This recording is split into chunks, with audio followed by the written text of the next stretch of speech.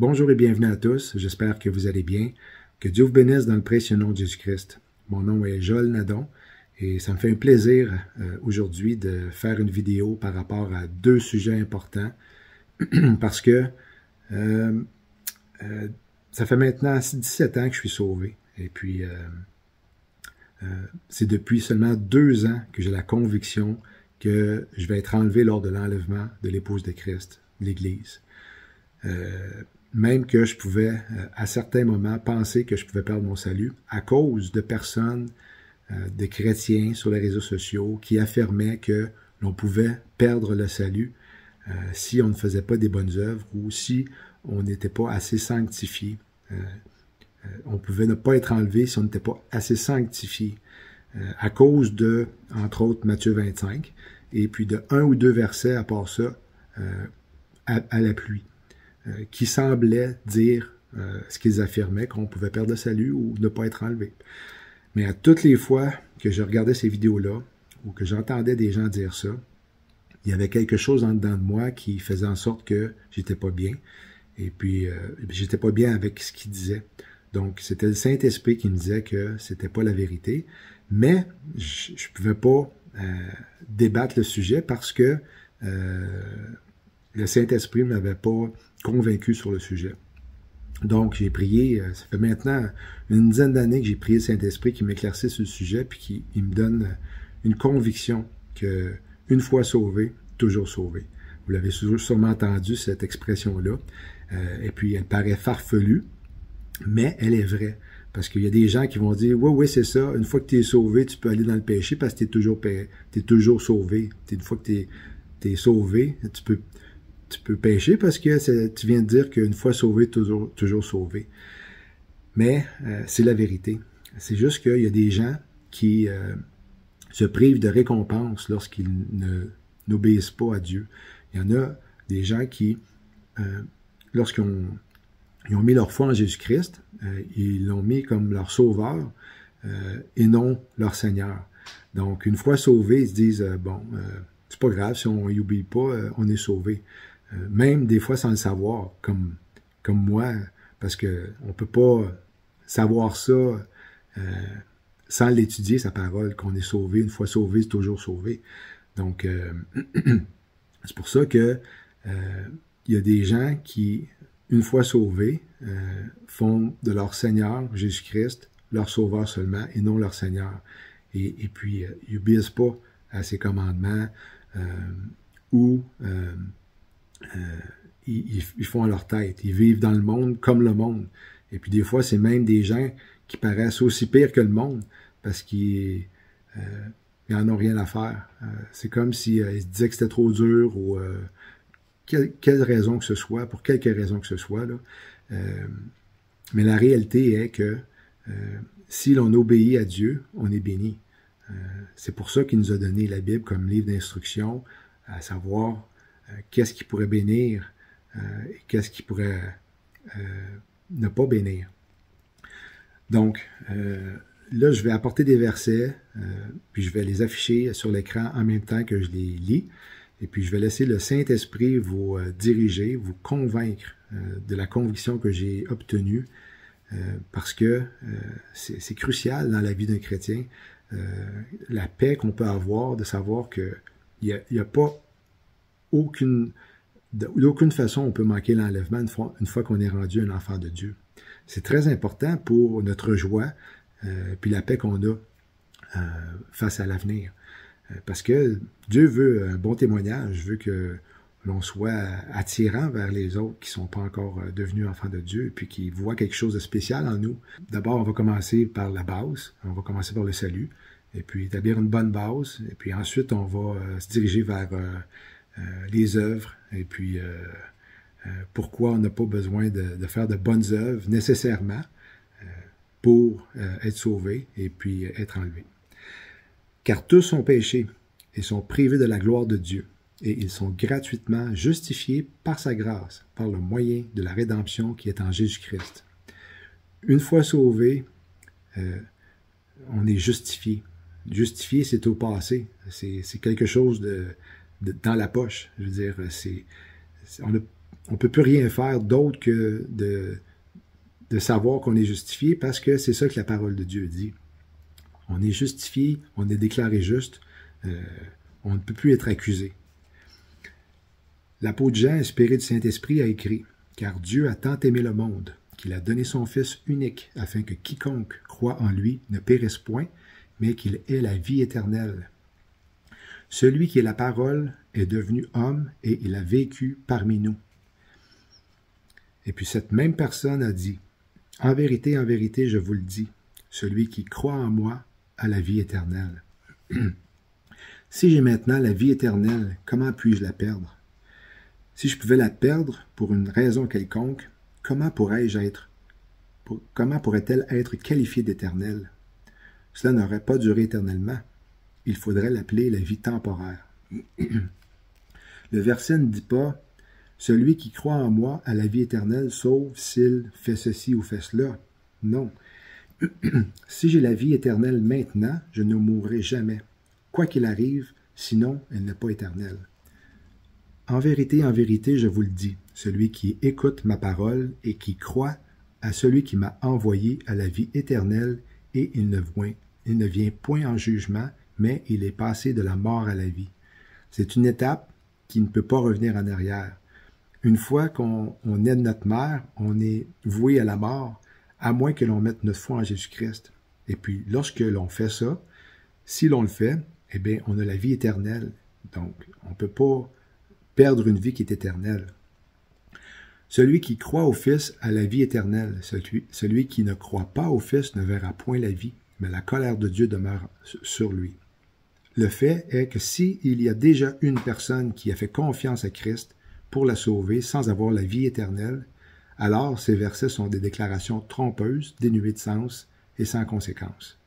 Je leur donne la vie éternelle, et elles ne périront jamais, et personne ne les ravira de ma main. Mon Père, qui me les a donnés, est plus grand que tous, et personne ne peut les ravir de la main de mon Père. C'est assez clair. Donc, même nous-mêmes, on ne peut pas s'enlever de la main du Père, parce que c'est lui qui nous tient dans sa main, et personne ne peut sortir de sa main. Donc, je veux dire, on lit le verset, et puis si on l'applique par la foi, eh bien, c'est fait. On ne peut pas dire que d'autres choses vont arriver que ça. Romains 8, 38, 39. Car j'ai l'assurance que ni la mort, ni la vie, ni les anges, ni les dominations, ni les choses présentes, ni les choses à venir, ni les puissances, ni la hauteur, ni la profondeur, ni aucune autre créature ne pourra nous séparer de l'amour de Dieu manifesté en Jésus-Christ, notre Seigneur. En lui, vous aussi, après avoir entendu la parole de la vérité, l'évangile de votre salut, en lui vous avez cru et vous avez été scellés du Saint-Esprit qui avait été promis, lequel est un gage de notre héritage pour la rédemption de ceux que Dieu s'est acquis à la louange de sa gloire. Puisque nous sommes scellés du Saint-Esprit, c'est Dieu lui-même qui assure notre salut. Non seulement nous sommes entre les mains du Fils et du Père, mais le Saint-Esprit est en nous. Et puis, une fois que vous avez été scellés, vous êtes scellés pour le jour de la rédemption. Donc, notre rédemption, c'est lorsque l'on va être enlevé, lorsque notre corps va ressusciter, d'une façon de parler, des morts, et puis qui va être ressuscité dans un corps glorifié. C'est ça le jour de la rédemption. C'est à l'enlèvement, en un instant, en un clin d'œil, on va être changé. Et puis, notre corps va être glorifié, on ne sera plus affecté par le péché, parce que présentement, on est sur terre, mais on est encore affecté par notre corps qui est mortel. Donc, une personne peut vivre dans sa chair, c'est-à-dire une personne peut encore décider de vivre dans sa vieille nature et non dans sa nouvelle. Ça prend une nouvelle naissance. Lorsqu'on est de nouveau, lorsqu'on met notre foi en Jésus-Christ, on est de nouveau. On a une nouvelle naissance. On est devenu une nouvelle création. Donc, on peut décider de vivre dans notre ancienne nature ou dans notre nouvelle nature. C'est un choix à prendre. Et c'est pour ça qu'il y a des gens qui font du Seigneur leur sauveur, mais pas leur Seigneur. Parce qu'ils ils vivent selon leur chair. Ils ne vivent pas selon l'esprit. Il faut faire un choix. Est-ce que ce que je fais va glorifier Dieu? Est-ce que c'est fait par rapport à la parole de Dieu, ce qui est dit dans la Bible, ou c'est fait selon ce que moi je pense pour me glorifier moi-même? C'est toujours ça qu'il faut se poser comme question. Et puis, on demande au Saint-Esprit de nous diriger dans ça. Et puis, quand vous faites de quoi qui glorifie le Seigneur, vous allez savoir tout de suite. Vous allez avoir une paix, vous allez être satisfait. Et puis, l'amour de Dieu va vous toucher. Tous ceux que le Père me donne viendront à moi, et je ne mettrai pas dehors celui qui vient à moi, car je suis descendu du ciel pour faire non ma volonté, mais la volonté de celui qui m'a envoyé. Or, c'est ici la volonté du Père qui m'a envoyé, que je ne perde aucun de ceux qu'il m'a donnés, mais que je les ressuscite au dernier jour. Car c'est ici la volonté de mon Père, que quiconque discerne le Fils et croit en lui ait la vie éternelle, et moi je le ressusciterai au dernier jour. Donc, la volonté du Père, c'est de mettre notre confiance en Jésus-Christ comme notre Seigneur et Sauveur. Et puis, une fois qu'on a fait ça, Jésus dit que on ne peut pas être perdu, c'est-à-dire qu'on ne peut pas aller en enfer, on ne subira pas le jugement. Il va nous garder près de lui pour toujours. La plupart de ceux qui affirment que le salut peut se perdre utilisent Jean 15,6 pour dire que c'est par nos propres efforts que nous demeurons en Dieu. Sauf que la parole dit que c'est le Saint-Esprit qui demeure en nous jusqu'à l'enlèvement. Si quelqu'un ne demeure pas en moi, il est jeté dehors, comme le sarment, et il sèche. Puis on ramasse les sarments, on les jette au feu et ils brûlent. Le verset semble dire que si on ne demeure pas en lui de par nos propres forces, eh bien, il va nous jeter dehors. Eh bien, on ne peut pas, de par nos propres forces, essayer de rester en lui, parce que de par notre nature qui est déjà déchue, c'est impossible qu'on puisse faire ce qui semble être dit là. C'est lui qui demeure en lui par le Saint-Esprit. C'est lui qui demeure en nous par le Saint-Esprit. Donc, en lisant, en sachant ça et en filtrant le verset de cette façon-là, eh bien, c'est sûr qu'on comprend que c'est lui qui le fait pour nous. Nous connaissons que nous demeurons en lui et qu'il demeure en nous, en ce qu'il nous a donné son esprit. Et nous avons vu et nous attestons que le Père a envoyé le Fils comme sauveur du monde. Celui qui confessera que Jésus est le Fils de Dieu, Dieu demeure en lui et lui en Dieu. Et nous avons connu l'amour que Dieu a pour nous et nous y avons cru. Dieu est amour, et celui qui demeure dans l'amour demeure en Dieu, et Dieu demeure en lui. Tel il est, tel nous sommes aussi dans ce monde. C'est en cela que l'amour est parfait en nous, afin que nous ayons de l'assurance au jour du jugement. Donc, c'est vraiment lui qui fait le travail pour nous, et puis de cette façon-là, on peut être assuré qu'on ne sera pas jugé lorsque viendra le temps du jugement. Ceux qui auront fait, et puis le mot « fait » ici, en grec, veut dire « acquérir », pourvoir une chose pour soi-même. Le bien ressusciteront pour la vie, mais ceux qui auront fait le mal ressusciteront pour le jour du jugement. Donc, encore là, si vous ne filtrez pas selon que l'on est sauvé pour toujours, eh bien, vous allez penser que c'est par nos œuvres qui fait qu'on est sauvé, puis qu'on demeure sauvé, et qu'on ne perd pas notre salut. Mais si vous filtrez le verset, et puis ça le confirme par le mot en tant que tel, fait, ce qui veut dire en grec, c'est acquérir, pourvoir une chose pour soi-même. Ceux qui auront fait acquérir, pourvoir une chose pour soi-même, le bien, ressusciteront pour la vie. Donc, ceux qui seront acquis du salut en Jésus-Christ vont ressusciter pour la vie. Maintenant, on va parler de la volonté du Père, parce que c'est de là que vient que les gens peuvent penser que c'est par nos œuvres qu'on est sauvé. Matthieu 7, 13, 14. Entrez par la porte étroite, car large est la porte, spacieux est le chemin qui mène à la perdition, et il y en a beaucoup qui entrent par là. Avant de continuer, Jésus-Christ, c'est la porte. C'est la porte qui entre, qui fait entrer les brebis. Par cette porte-là, on est sécure. C'est lui qui est la porte. Mais étroite est la porte, resserré le chemin qui mène à la vie. Donc, les gens encore là, qui ne filtrent pas, selon qu'on est sauvé pour toujours, vont penser que c'est par nos œuvres qu'on va garder notre salut. Parce qu'ils vont dire resserrer le chemin qui mène à la vie. Oh boy, il ne faut pas que je fasse ci ou que je fasse ça, sinon je peux perdre mon salut. Vous voyez le style? Puis, c'est ce que je pensais même avant, parce que je n'avais pas la conviction de ce que je sais maintenant. Matthieu 7, 17 à 24. Tout bon arbre porte de bons fruits, mais le mauvais arbre porte de mauvais fruits. Un bon arbre ne peut porter de mauvais fruits, ni un mauvais arbre porter de bons fruits. Tout arbre qui ne porte pas de bons fruits est coupé et jeté au feu. C'est donc à leurs fruits que vous les reconnaîtrez.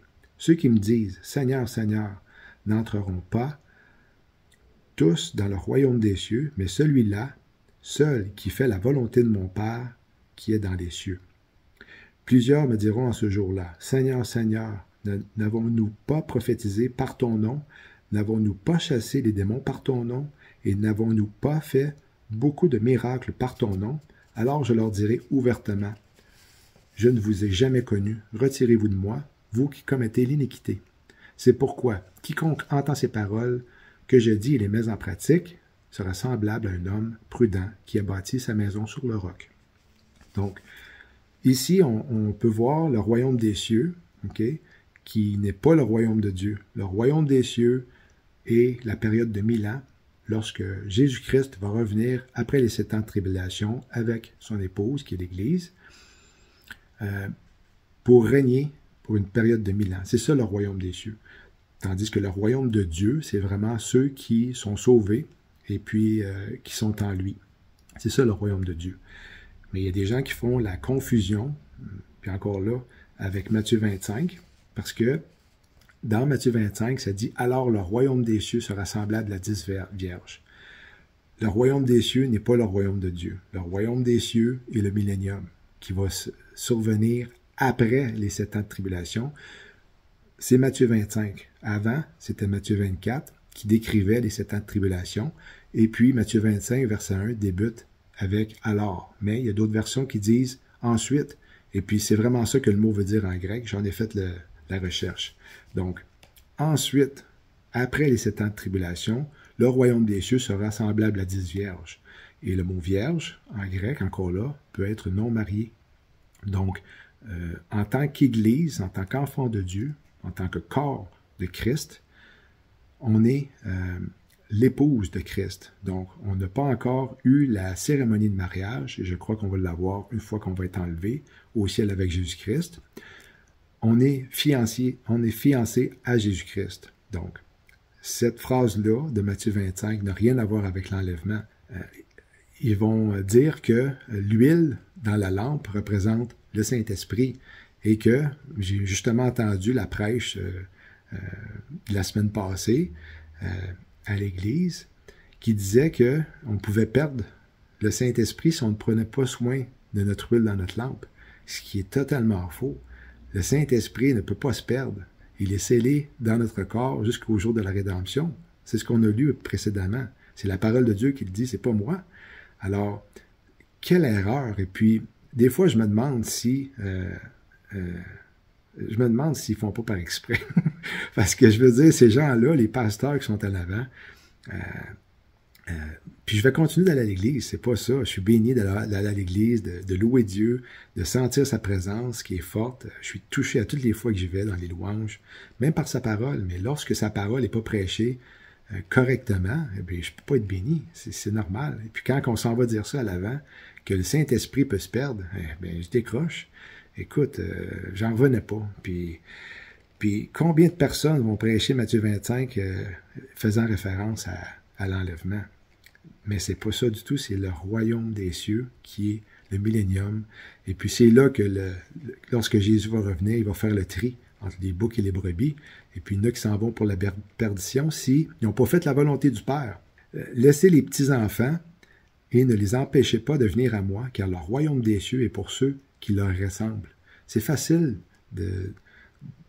d'accéder au royaume des cieux en faisant la volonté du Père, Puis la volonté du Père, c'est de croire en Jésus-Christ qui est venu pour nous sauver. C'est ça la volonté du Père. Et non la volonté du Père de faire des œuvres, sinon on ne sera pas sauvé. Si on ne fait pas la volonté du Père, si on ne fait pas la volonté du Père, c'est parce qu'on n'a pas mis notre foi en Jésus-Christ et puis on s'en va en enfer. C'est la réalité. Mais la volonté du Père, c'est de mettre notre foi en Jésus-Christ et puis c'est là qu'on est sauvé. L'époux arriva, celles qui étaient prêtes entrèrent avec lui dans la salle des noces et la porte fut fermée.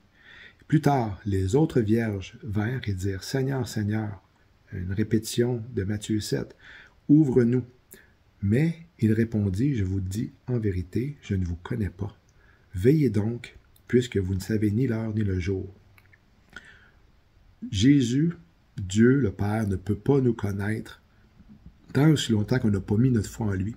Et c'est par Jésus-Christ Jésus-Christ est l'intermédiaire de Dieu pour avoir une relation avec Dieu. Donc, si on n'a pas mis notre foi en Jésus-Christ, on ne peut pas avoir une interaction, une relation avec Dieu, parce qu'on a refusé Jésus-Christ. Donc, c'est pour ça ici qu'il dit, je vous le dis en vérité, je ne vous connais pas, parce qu'il n'était pas sauvé. Donc, c'est pour ça que il faut mettre notre foi en Jésus-Christ pour être prêt. Alors, arriva celles qui étaient prêtes, ceux qui avaient mis leur foi en Jésus-Christ. Ceux-là sont prêts. C'est pour ça que Jésus, à maintes répétitions, va dire, soyez prêts, mettez votre foi en Jésus-Christ, et puis là, vous allez être prêts. C'est comme ça. Psaume 3, 9. Le salut appartient à l'Éternel. C'est lui qui décide. C'est pas nous. Une fois qu'on est sauvé, c'est lui qui tient. Et puis qu'on est sécure par rapport à ça. Car le salaire du péché, c'est la mort, mais le don gratuit de Dieu, c'est la vie éternelle en Jésus-Christ, notre Seigneur. Car les dons et l'appel de Dieu sont irrévocables.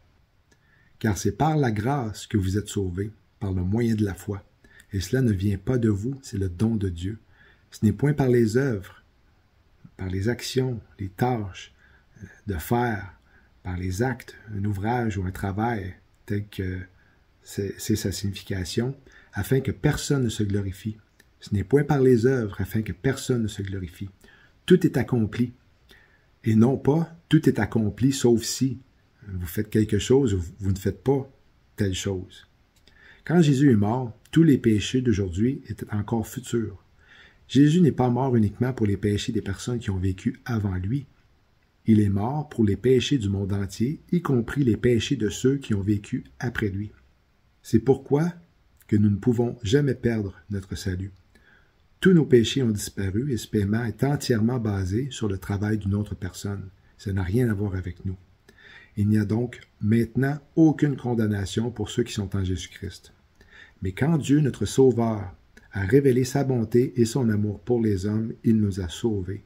S'il l'a fait, ce n'est pas parce que nous avons accompli des actes conformes à ce qui est juste, non. Il nous a sauvés parce qu'il a eu pitié de nous, en nous faisant passer par le bain purificateur de la nouvelle naissance, c'est-à-dire en nous renouvelant par le Saint-Esprit. Cet Esprit, il l'a répandu avec abondance sur nous par Jésus-Christ, notre Sauveur. Il l'a fait pour que, déclarés justes par sa grâce, nous devenions les héritiers de la vie éternelle qui constitue notre espérance. Et le mot « espérance » veut dire, en grec, dans l'original, attente, joyeuse et confiante dans le salut éternel. C'est ça que l'espérance veut dire ici dans Tite 3,7. Vous étiez morts par vos offenses et par l'incirconcision de votre chair. Il vous a rendus à la vie avec lui en nous faisant grâce pour toutes nos offenses. Il nous a ressuscités ensemble et nous a fait asseoir ensemble dans les lieux célestes en Jésus-Christ, afin de montrer, dans les siècles à venir, l'infinie richesse de sa grâce par sa bonté envers nous en Jésus-Christ. Il nous a ressuscités ensemble. On ne l'a pas encore expérimenté, mais il nous dit que c'est une chose faite déjà. C'est acquis. Donc, l'enlèvement est assuré pour une personne qui a mis sa foi en Jésus-Christ.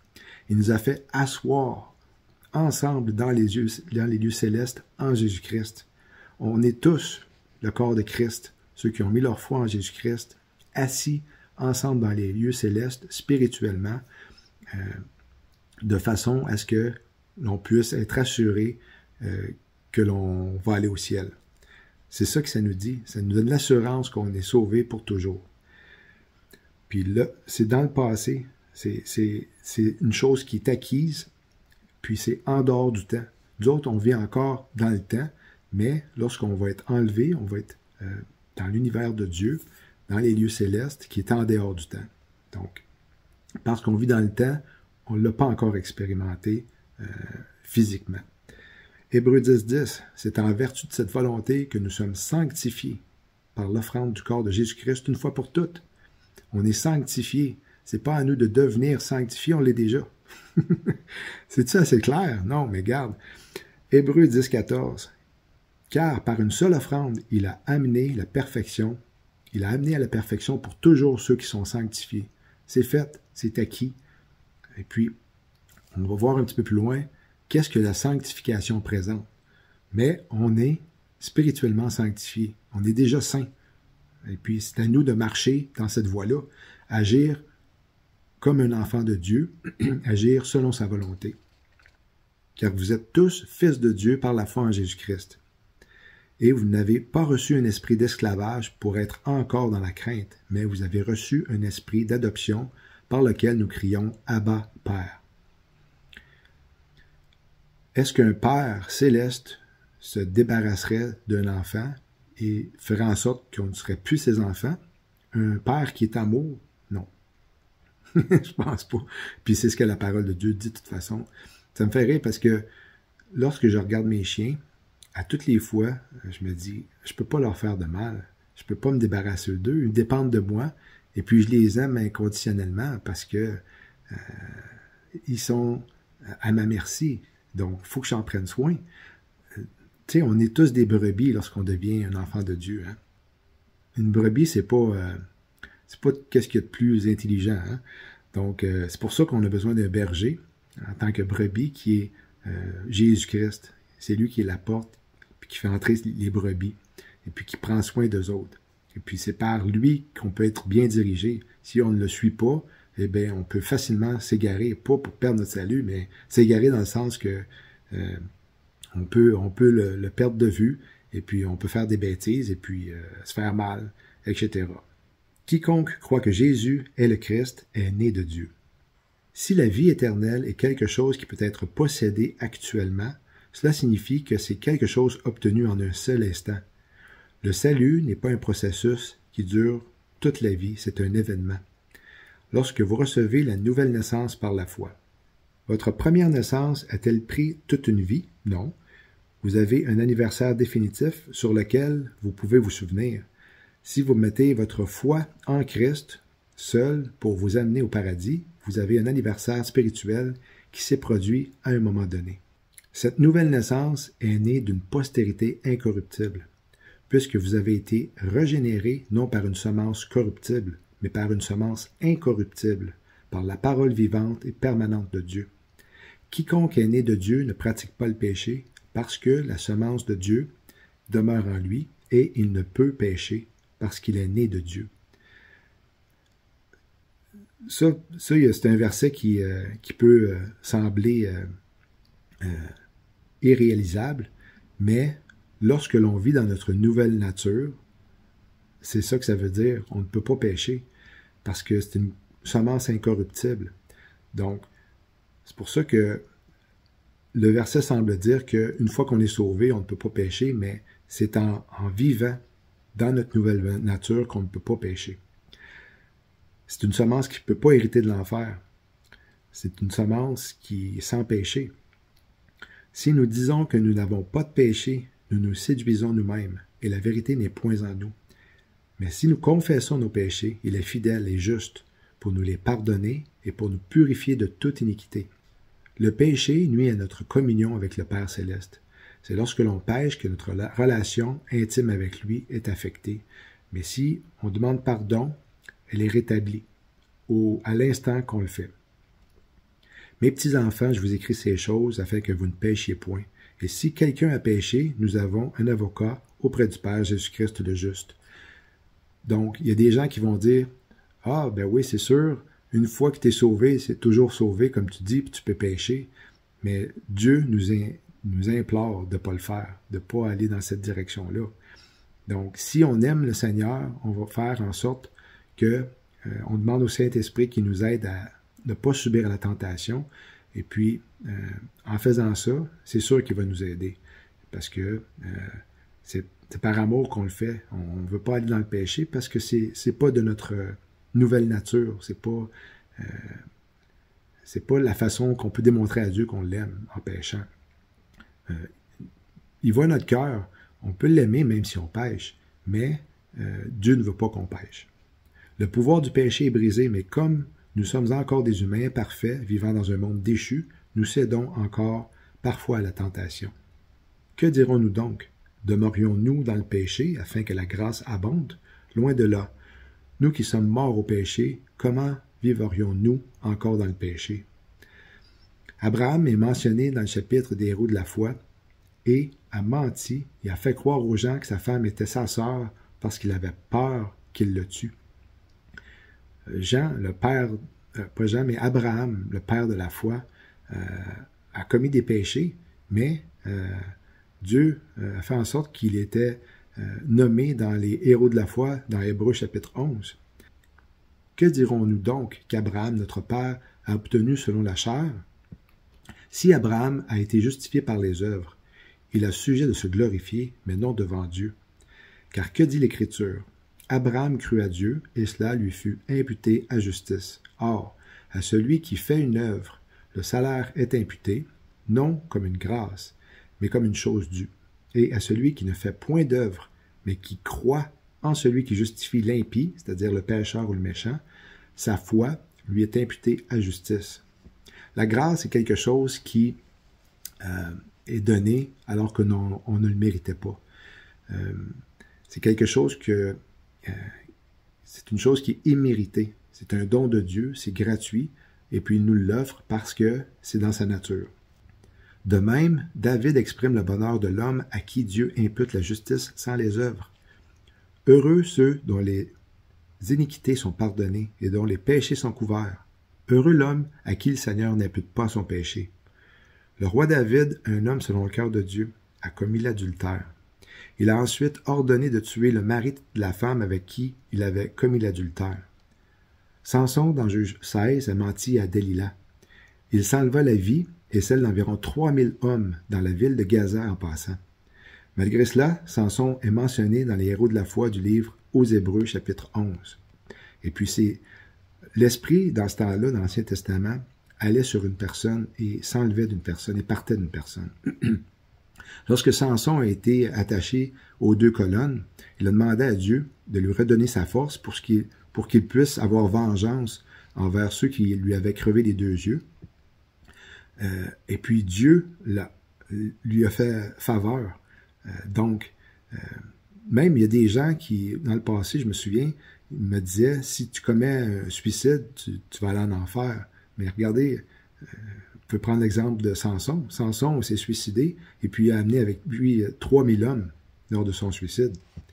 Et puis là, j'ai l'exemple par excellence pour vous démontrer que le juste dont nous sommes déclarés justes. Nous sommes justifiés comme on l'a vu auparavant. On est devenu juste aux yeux de Dieu. Eh bien, Lot, dans l'Ancien Testament, était considéré juste. Et il a délivré le juste Lot, profondément attristé de la conduite de ces hommes sans frein dans leur dissolution, car ce juste qui habitait au milieu d'eux tourmentait journellement son âme juste à cause de ce qu'il voyait et entendait de leurs œuvres criminelles. Abraham habita dans le pays de Canaan, et Lot habita dans les villes de la plaine et dressa ses tentes jusqu'à Sodome. Les gens de Sodome étaient méchants et de grands pécheurs contre l'Éternel. Lot savait pertinemment où il s'en allait, parce que Sodome était réputé pour avoir des gens qui habitaient là, qui étaient méchants et de grands pécheurs. Mais Lot s'est conformé à ce monde-là, et puis même qu'il avait une position d'importance lorsque les anges ont été le rencontrer, parce qu'il était assis à la porte de la ville. Et puis c'est là où est-ce que les transactions se faisaient dans le temps. Et puis ça avait son importance en tant qu'autorité pour une personne. Mais Lot était conformé au monde, et puis on ne pouvait pas dire que c'était quelqu'un qui était crédible, à savoir que c'était quelqu'un qui avait mis sa foi en Dieu et puis qui aimait Dieu. Parce que lorsque les gens ont entouré sa maison, parce qu'il voulait s'en prendre aux deux anges, il voulait coucher avec eux, il a offert ses deux filles, qui étaient vierges, à la foule qui entourait la maison. Même que Lot semblait plaisanter lorsqu'il a dit à ses gendres que l'Éternel allait détruire la ville, parce qu'il n'y avait aucune crédibilité face à ses paroles, face à sa croyance en Dieu, parce que ses gendres pensaient qu'il plaisantait. Et puis, dans cette histoire-là, on a une symbolique incroyable de l'enlèvement, parce que ça dit que la destruction de la ville ne pouvait pas survenir tant aussi longtemps que Lot habitait la ville. Hâte-toi de t'y réfugier, car je ne peux rien faire jusqu'à ce que tu y sois arrivé. Donc, on a ici un exemple de l'enlèvement, parce que Lot, qui était juste, ne pouvait pas subir le jugement de Dieu. Il fallait qu'il soit sorti avant le jugement et la destruction de la ville. Ce jugement-là était comme une ruine subite lorsqu'elle est survenue, qui nous réfère à 1 Thessaloniciens 5.3. Lorsque les gens vont dire paix et sécurité, une ruine subite va survenir sur eux et non sur nous, qui sont justes aux yeux de Dieu. Et puis, ceux qui ne pensent pas qu'on va être enlevé avant, vous êtes dans l'erreur, parce que Lot a été enlevé avant le jugement. Il y a d'autres exemples qui nous démontrent que l'Église va être enlevée avant les 7 ans de tribulation, avant le jugement. Vous prenez Enoch, qui a été enlevé, Enoch qui marchait avec Dieu, et il a été pris. Il marchait avec Dieu parce qu'il plaisait à Dieu, il avait une relation intime avec lui. Car Dieu ne nous a pas destinés à la colère, mais à l'acquisition, c'est-à-dire la possession du salut par notre Seigneur Jésus-Christ, qui est mort pour nous, afin que, soit que nous veillions, soit que nous dormions, nous vivions ensemble avec lui. Et puis, il y a l'exemple aussi dans le livre de l'Apocalypse, qui fait en sorte que le chapitre 1 est une révélation de Jésus-Christ, chapitres 2 et 3 sont l'histoire de l'Église, et le chapitre 4, on ne voit plus l'Église à partir de ce moment-là, et puis le premier verset nous démontre que c'est l'enlèvement de l'Église. Après cela, je regardai, et voici une porte était ouverte dans le ciel. La première voix que j'avais entendue comme le son d'une trompette, et qui me parlait, dit, monte ici, et je te ferai voir ce qui doit arriver dans la suite. Donc, l'histoire de l'Église, chapitres 2 et 3, l'enlèvement survient. Et puis ensuite, c'est l'ouverture des sceaux, chapitre 5, et chapitre 6, du chapitre 6 à 19, c'est les 7 ans de tribulation. L'Église n'est pas mentionnée une fois. Tout le temps de ces passages-là, de 6 à 19. D'autres exemples qui nous montrent qu'on n'est pas sauvé par nos œuvres.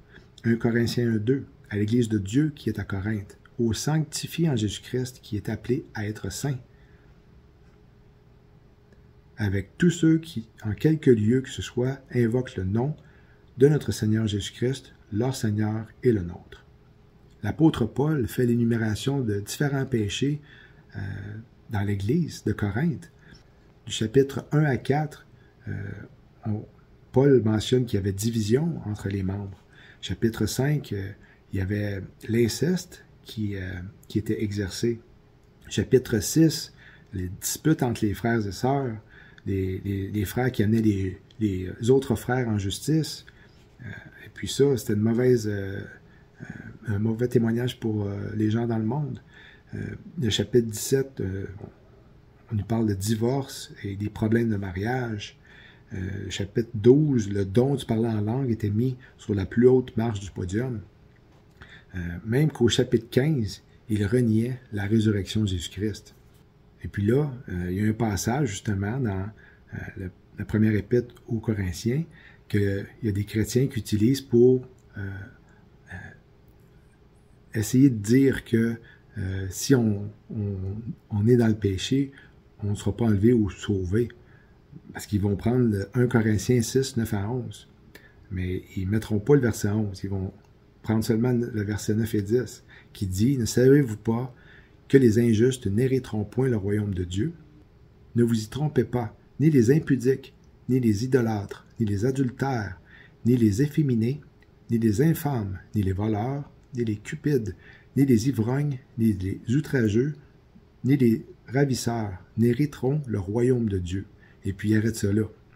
Puis, à premier abord, ça semble être que si on est dans le péché, on ne sera pas sauvé, on n'héritera pas du royaume de Dieu. Mais, au verset 11, on peut lire « Voilà bien ce que vous étiez, certains d'entre vous, mais vous avez été lavés, vous avez été purifiés du péché, vous en avez été déclarés justes au nom du Seigneur Jésus-Christ et par l'Esprit de notre Dieu. Et pour moi, mes frères, je n'ai pu vous parler comme à des hommes spirituels, mais comme à des hommes charnels, c'est-à-dire comme à des enfants en Christ. Je vous ai donné du lait à boire et non pas de la viande, parce que vous ne la pouviez pas encore porter, même maintenant, vous ne le pouvez pas encore, parce que vous êtes encore charnels. Car, puisqu'il y a parmi vous de l'envie et des dissensions et des divisions, n'êtes-vous pas charnels et ne vous conduisez-vous pas à la manière des hommes? Ici, clairement, Paul nous dit qu'un chrétien peut être charnel et être sauvé. On peut vivre dans notre chair ou on peut vivre dans notre nouvelle nature. Et Paul n'a jamais revendiqué personne sur leur état face au salut. Il n'a jamais dit, parce qu'ils étaient charnels, ils n'allaient pas être sauvés. Ce que je dis, frère, c'est que la chair et le sang ne peuvent hériter le royaume de Dieu et que la corruption n'hérite pas l'incorruptibilité. Voici, je vous dis un mystère, nous ne mourrons pas tous, mais tous nous serons changés, en un instant, en un clin d'œil, à la dernière trompette. La trompette sonnera et les morts ressusciteront incorruptibles, et nous serons changés, car il faut que ce corps corruptible revête l'incorruptibilité et que ce corps mortel revête l'immortalité. Encore là, parce que on a encore notre corps qui est corruptible, on ne peut pas atteindre le ciel, on ne peut pas vivre dans la présence de Dieu avec ce corps-là. Donc c'est pour ça qu'il faut qu'on ait un nouveau corps qui va être glorifié, qui va être sans péché. Donc Paul a dit que tous allaient être enlevés, malgré le fait qu'ils vivaient dans leur chair, qu'ils étaient charnels. Jésus dit, « Laissez les petits-enfants et ne les empêchez pas de venir à moi, car le royaume des cieux est pour ceux qui leur ressemblent. » C'est facile. Une fois que l'on a mis notre foi en Jésus-Christ, on n'a pas à suivre des instructions pour être sauvé, pour atteindre le ciel, parce que c'est ça les autres religions. Il faut faire pour atteindre Dieu. C'est par nos œuvres qu'on peut voir Dieu selon leur religion. Prenez l'exemple d'une personne qui est sur une île déserte, par exemple, qui n'a pas de Bible, mais qui a une rencontre avec Jésus-Christ, ou qui a une révélation de Dieu quelconque, qui est sauvé, mais qui n'a pas de Bible, qui n'a pas d'instruction, qui n'a pas la parole de Dieu avec lui. Si c'est selon les œuvres qu'on est sauvé, comment est-ce que cette personne-là peut être sauvée si elle n'a pas la Bible avec elle? Les 10 commandements nous ont donné comme instruction à suivre pour être béni.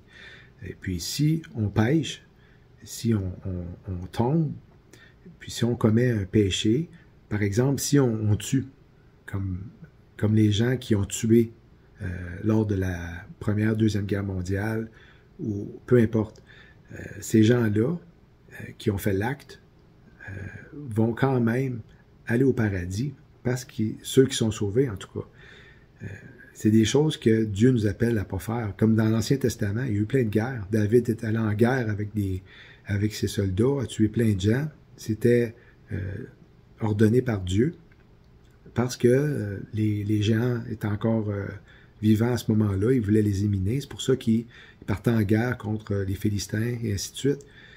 Mais c'est ça, c'est que c'est pas parce qu'on commet un péché qu'on s'en va en enfer.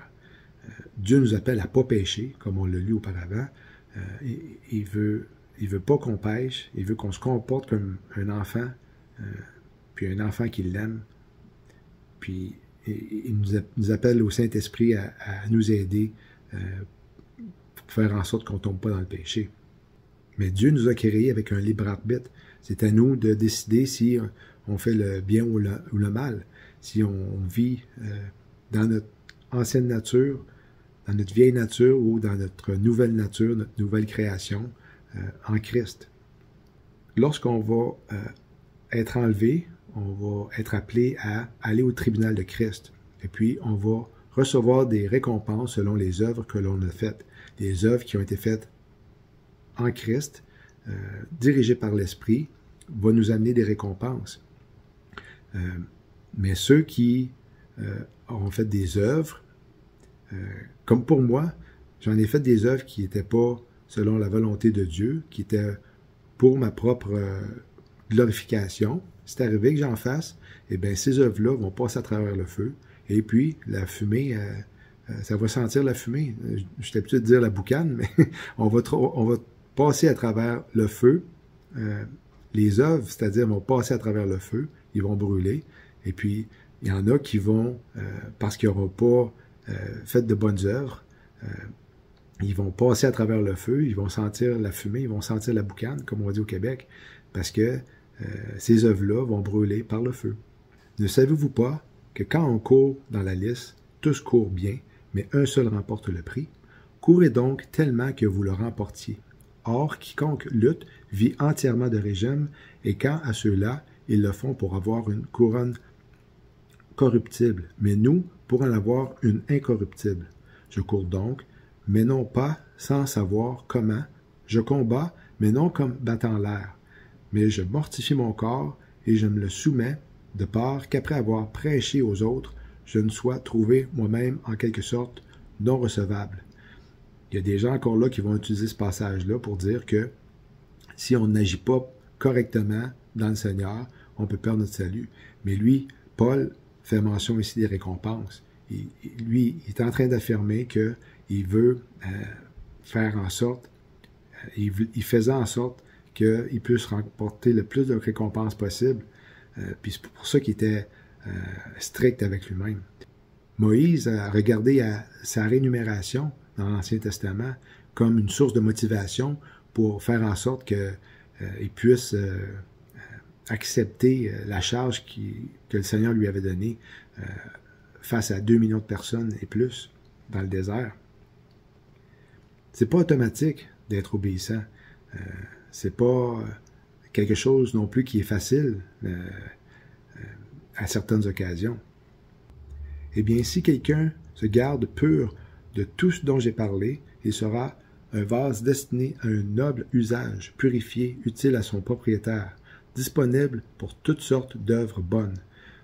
Et puis, c'est comme ça que le Seigneur peut nous utiliser puissamment si on se maintient en lui pour que l'on puisse accomplir de bonnes œuvres et puis des œuvres qui vont le glorifier. Il lui dit, c'est bien, bon serviteur, parce que tu as été fidèle en peu de choses. Reçois le gouvernement de 10 villes. L'autorité qu'on va avoir dans le royaume des cieux, dans le millénium, va être déterminée par rapport à ce que l'on a fait ici-bas, sur terre, du temps présent. Car la grâce de Dieu, source de salut pour tous les hommes, a été manifestée. Elle nous enseigne à renoncer à l'impiété et aux convoitises mondaines et à vivre dans le siècle présent selon la sagesse, la justice et la piété, en attendant la bienheureuse espérance et la manifestation de la gloire du grand Dieu et de notre Sauveur Jésus-Christ, qui s'est donné lui-même pour nous afin de nous racheter de toute iniquité et de se faire un peuple qui lui appartienne, purifié par lui et zélé pour les bonnes œuvres. Donc, le Saint-Esprit est celui qui nous sanctifie. C'est lui qui va nous amener à la perfection lorsque l'on va rencontrer Jésus-Christ une fois enlevé. Ce n'est pas par nous-mêmes qu'on peut le faire, c'est seulement lui qui le fait. Et ceux qu'il a prédestinés, il les a aussi appelés, et ceux qu'il a appelés, il les a aussi justifiés, et ceux qu'il a justifiés, il les a aussi glorifiés. Tout ça au temps passé. C'est acquis une fois pour toutes. Qui accusera les élus de Dieu? C'est Dieu qui justifie. Qui les condamnera? Christ est mort, bien plus, il est ressuscité, il est à la droite de Dieu et il intercède pour nous. Que le Dieu de paix vous rende lui-même entièrement saint et qu'il vous garde parfaitement esprit, âme et corps pour que vous soyez irréprochables lors de la venue de notre Seigneur Jésus-Christ. Celui qui vous a appelé est fidèle et c'est lui qui le fera. C'est noir sur blanc. C'est assez clair. Comme vous le voyez à l'écran présentement, il y a une différence entre être un enfant de Dieu et accepter Jésus comme son sauveur, et un disciple, et de le faire son Seigneur également. Il y a une différence que ça implique notre coopération. Habituellement, être un disciple écouteux, ça va demander que l'on sacrifie des choses, que l'on s'oublie soi-même à certains moments, plus souvent qu'autrement.